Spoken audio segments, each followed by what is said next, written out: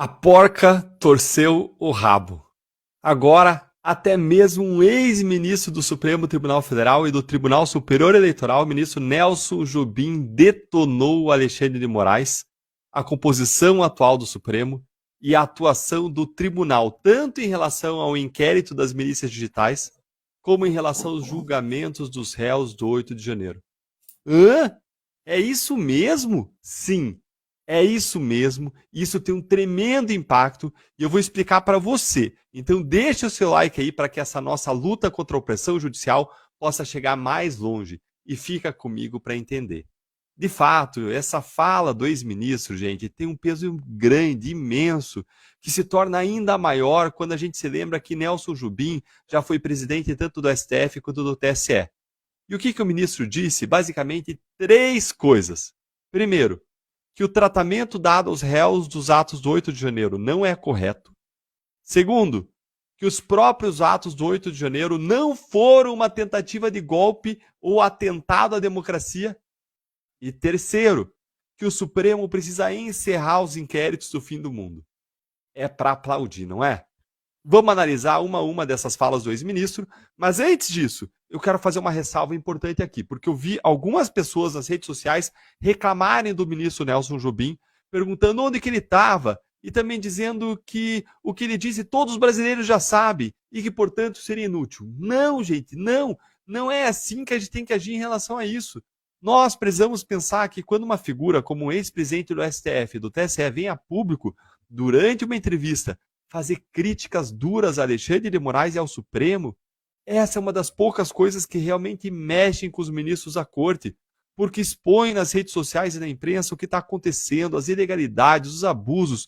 Pessoas como Nelson Jobim têm um megafone, são muito respeitadas, raramente fazem alguma crítica ao Supremo, fazem só em último recurso, quando não tem mais o que fazer, quando é muito absurdo.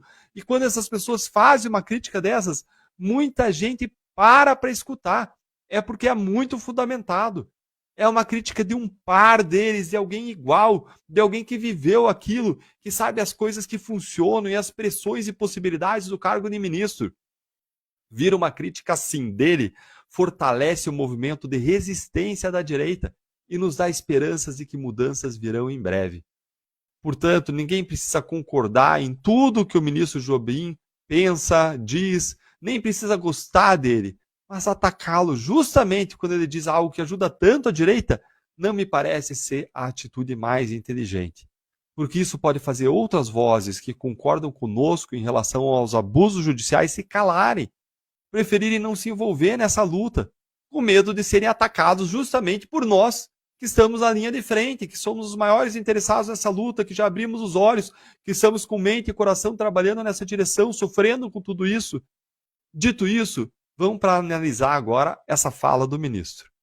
Primeiro, o ministro Nelson Jobim criticou o aumento do intervencionismo do Supremo na vida política do país, citando expressamente o inquérito das milícias digitais, que é um desdobramento do infame inquérito das fake news aberto em 2019 e que até hoje não foi concluído.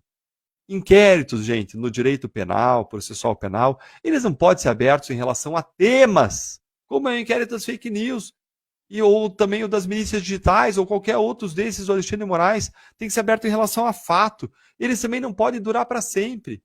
Um inquérito sempre precisa ter um objeto determinado, um fato criminoso que determinou a sua abertura. E quando a investigação criminal em relação àquele objeto, àquele fato, se exaure, ou seja, quando ela termina, o inquérito também precisa terminar e ser arquivado. Simples assim. Mas não é isso que está acontecendo. E o ministro Jobim criticou isso, trouxe isso para a luz. Quando vai terminar? Ninguém sabe. E como bem disse o ministro, o inquérito não só não termina nunca, como cada vez mais expande o seu objetivo inicial para abarcar cada vez mais pessoas e cada vez mais fatos. E aí, em seguida, o ministro fez uma crítica certeira e que está ficando cada vez mais conhecida e mais forte em relação ao Supremo. Disse que os atos do 8 de janeiro não foram um golpe de Estado e nem um atentado à democracia, mas sim uma baderna, um quebra-quebra, que é assim criminoso, mas em relação às pessoas específicas que quebraram, em relação às quais existam provas do crime de dano que praticaram. Até o ministro Alexandre de Moraes, ele está careca de saber que muita gente no 8 de janeiro entrou nos prédios públicos para se proteger das bombas de efeito moral, de gás lacrimogênio, de balas de borracha, e há vários relatos de que foram as próprias forças de segurança que chamavam as pessoas, orientavam para entrar nos prédios para se abrigarem. E nós temos ainda prova em vídeos que vieram à tona de pessoas que estavam lá nos atos, protegendo o patrimônio público, dizendo não faça isso, impedindo os verdadeiros criminosos de depredarem. E é isso que o ministro diz. Quem estava no 8 de janeiro não podia dar um golpe. No máximo, estavam pedindo ou incitando as Forças Armadas a darem um golpe, o que configuraria um crime de incitação, um delito de menor potencial ofensivo, que tem lá uma pena de detenção que não passa de 6 meses. E o ministro diz que, na visão dele, os atos foram uma catarse da frustração de várias pessoas por causa da eleição do Lula, e essas pessoas estavam contrariadas, frustradas, indignadas, e tinham entendido que o Exército não ia atender ao clamor de várias delas, de intervenção, para aquelas que assim desejavam. E ele diz que, ainda assim, essas pessoas elas não podiam ter dado um golpe. Não importa as razões pelas quais as pessoas estavam ali, não importa o que elas queriam, elas não tinham condição de dar um golpe. Por último, o ministro criticou as penas desproporcionais dos réus do 8 de janeiro, que chegam até 17 anos, o que é uma pena que nem homicida recebe aqui no Brasil. Para vocês terem uma ideia, lá o José Dirceu, lembra dele, condenado por corrupção e lavagem de dinheiro no Mensalão?